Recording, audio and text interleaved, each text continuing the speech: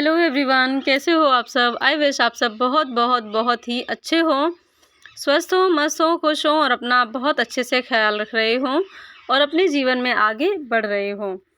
तो फ्रेंड्स, मैंने KVS exam के बाद अपना वापस से जो पहले शेड्यूल था उसको बनाने का डिसाइड किया है। तो कोशिश करती हूँ मैं अपना शेड्यूल वापस से वही फॉलो करने लगूँ जो पहले फॉलो करती थी। तो सबसे पहला मेरे रूटीन में यही शामिल होता है कि मैं डेली मेडिटेशन और योगा करूं। वैसे मैं फ़िज़िकली बहुत वीक हूं, दुबली-पतली सी हूं, तो इसीलिए मैं फ़िज़िकली कोई मतलब एक्सरसाइज़ नहीं करती हूं, कैलोरी बर्न ज़्यादा नहीं करती हूं। बस बैठकर कुछ मेंटल हेल्थ के लिए योगा कर लेती हूँ, तो इससे थोड़ा-सा अच्छा लगता है, मेडिटेशन कर लेती हूँ। आप भी अपनी मेंटल हेल्थ को ठीक करने के लिए योगा कर सकते हैं। तो चलिए मिलाती हूँ मैं अपनी सासू माँ से। ये है मेरी सासू माँ, मदर इन लॉ। और धीरे-धीरे करके मैं अपने फैमिली मेम्बर्स से आपको मिलवाती जा रही हूँ। और अभी यहाँ पर मैं कर रही हूँ लंच की प्रिपरेशन। आज थोड़ा-सा काम मेरा थोड़ा-सा एक्स्ट्रा है, वो ये कि मुझे मलाई से घी बनाना है। और डेली थोड़ी-थोड़ी सी मलाई निकाल कर रखती रहती हूँ दूध से, और फिर उससे थोड़ा-सा मतलब घी निकल आता है, वही बना लेती हूँ। तो क्योंकि जो मार्केट से घी आता है बंद पैकेट में, तो वो मुझे इतना पसंद नहीं है, क्योंकि उसमें केवल और केवल खुशबू रहती है। बाकी पता नहीं कैसे बनता है, क्या है, कितना केमिकल है। तो इस वजह से मैं घर पे ही बना लेती हूँ, भले ही थोड़ा सही, पर ओरिजिनल होना चाहिए। तो ऐसी मेरी सोच रहती है। और साथ में ही कुछ थोड़ी बहुत लंच की प्रिपरेशन भी यहीं करती जाऊँगी जब तक घी बन रहा है, और साथ में दूध भी बॉयल हो जाएगा यहीं पर। और दाल की तैयारी मैं करके रख रही हूँ। आज लंच में बनेगी दाल, रोटी, चावल। तो फ़िलहाल अभी मैंने दाल को भिगो कर रखा हुआ था, और अब मैंने इसे कुकर में डालकर रख दिया है। नहाने के बाद ही बनेगी दाल। तो साइड में करके थोड़ी-थोड़ी सी प्रिपरेशन करके मैं साइड में रख देती हूँ, ताकि नहाने के बाद मैं बहुत जल्दी ही लंच प्रिपेयर कर पाऊँ। तो ये दाल साइड में रख देते हैं, और इसके बाद लगा लेंगे यहीं पर आटा।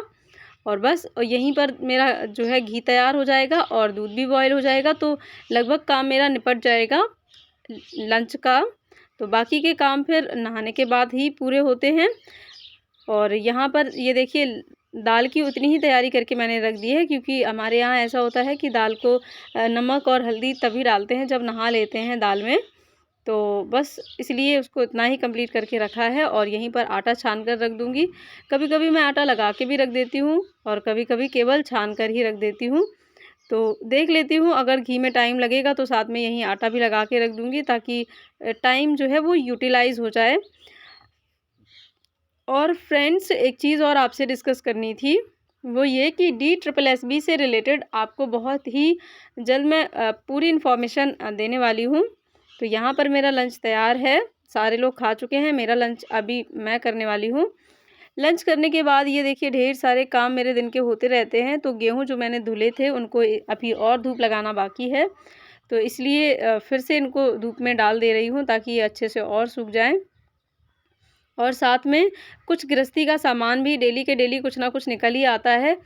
और सच कहूँ तो मेरा रूटीन इसलिए फॉलो भी नहीं हो पा रहा है, क्योंकि ढेर सारे काम मेरे हो गए हैं जो मुझे करने हैं।